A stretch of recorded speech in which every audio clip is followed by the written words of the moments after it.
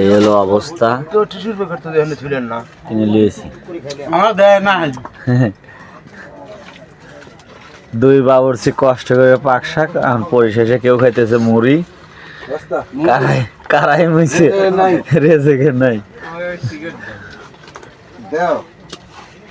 খাওয়ার কেউ হারা যাবে, শরীরে তো বাঁচাল লাগবে। বলে থাকে বাবুর্চিরা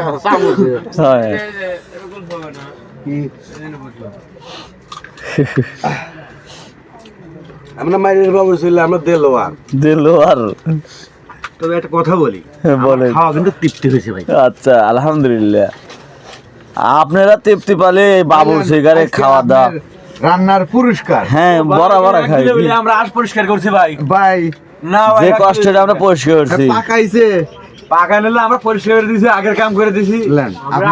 ঠিক আপনার ঘরে যত বাবুর্চির হাতা আছে সবার জন্য।